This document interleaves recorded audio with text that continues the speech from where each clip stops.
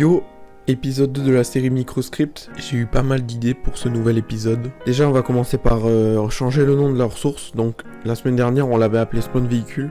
Cette semaine, on va l'appeler Microscript. Pourquoi ? Parce que ce qu'on va faire à partir de maintenant, c'est que, au lieu de créer un nouveau script à chaque épisode, on va récupérer celui de la semaine dernière. Et on va l'améliorer à chaque fois. Par exemple, là, on va continuer sur le spawn de véhicule, on va l'améliorer pour faire spawn le véhicule qu'on veut, etc., etc. Comme un mode menu finalement.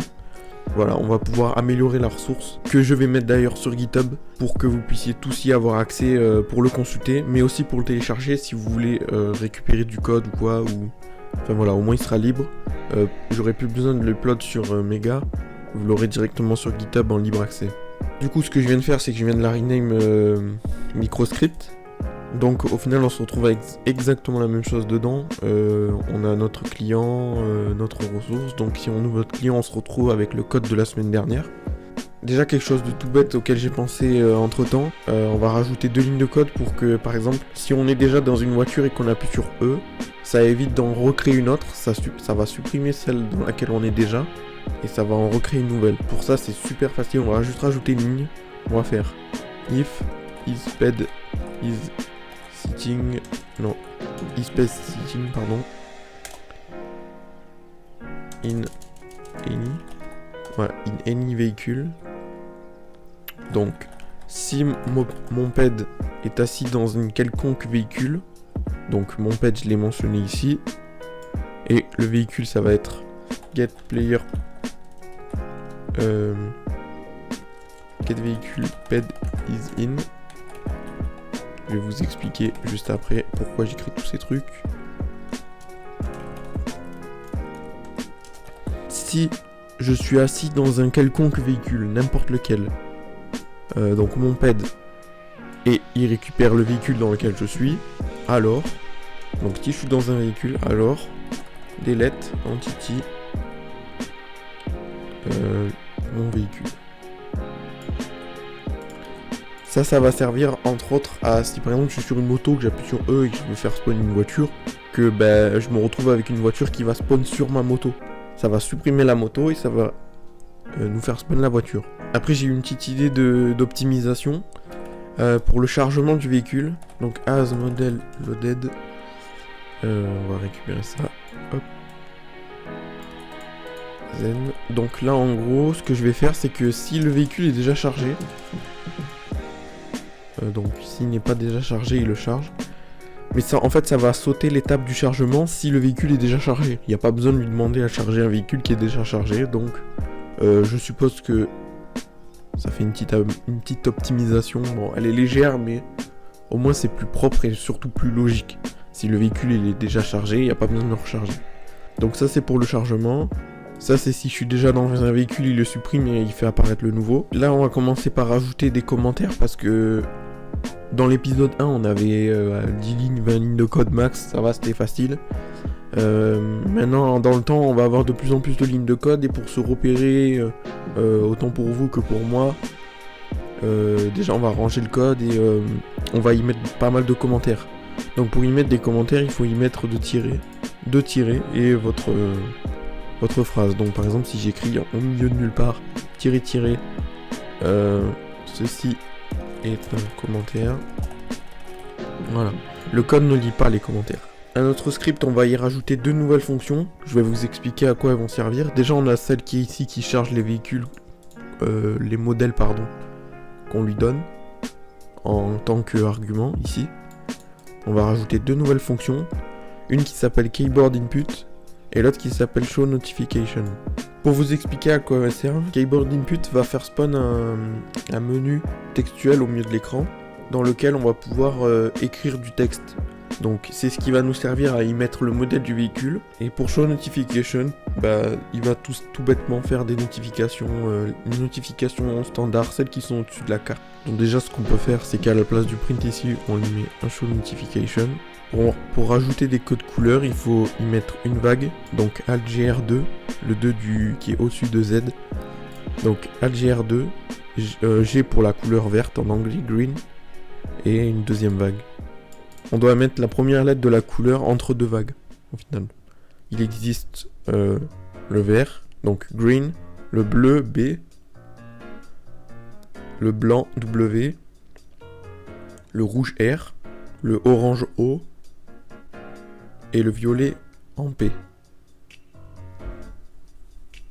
Donc maintenant, ce qu'on va faire, c'est qu'on va créer une variable qui va s'appeler vname, qui va récupérer le nom du véhicule qu'on va taper dans la barre de texte et qui va nous faire spawn notre véhicule. Donc pour ça, on va utiliser la fonction keyboard input. Dans le premier argument text entry, c'est ce qu'il va avoir en titre du menu, donc nom du véhicule. Le deuxième paramètre, je l'ai testé, il fonctionne pas, donc au final, on s'en fiche. D'ailleurs, on peut l'enlever.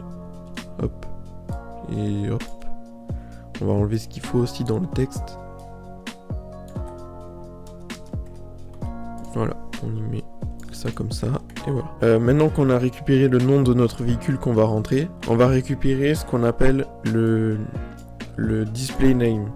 Le display name, il va nous servir à comparer ce qu'on a écrit au nom des véhicules du jeu. Imaginons maintenant que dans la barre de texte, on y met comme mot bicyclette.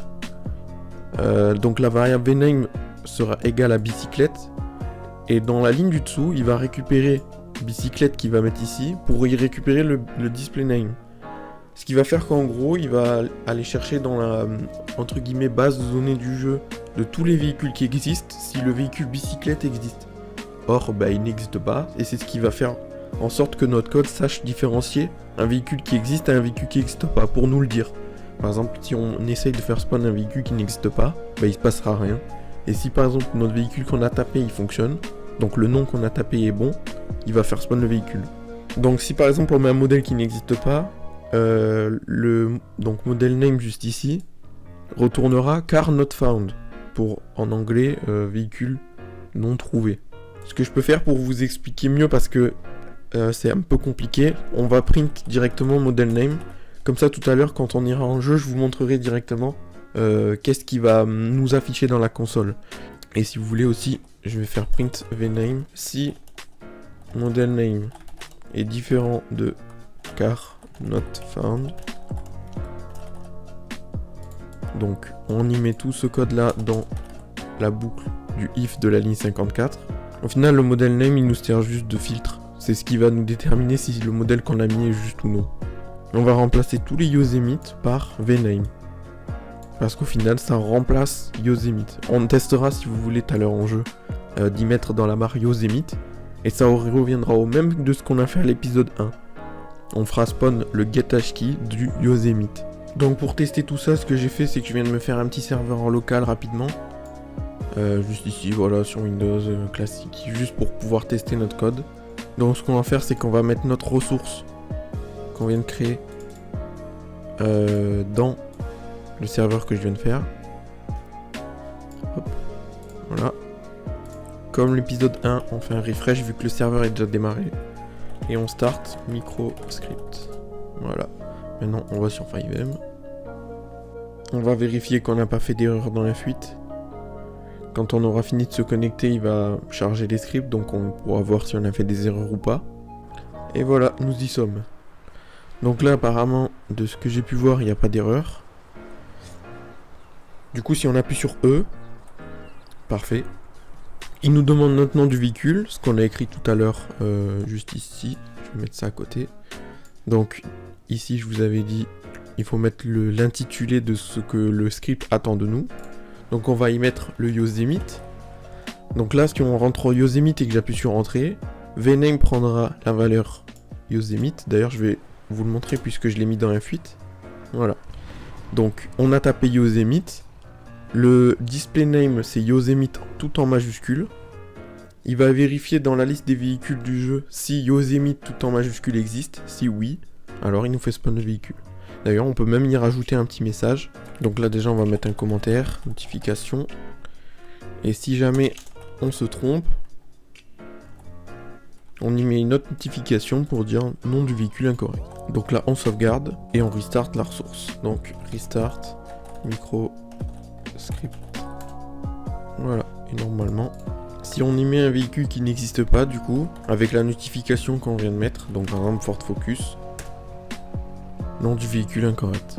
On peut faire spawn des véhicules comme des vélos, des avions et tout ce qu'on veut. On fait E, on écrit Hydra par exemple. Ça va supprimer notre véhicule et ça va nous faire spawn l'Hydra à la place.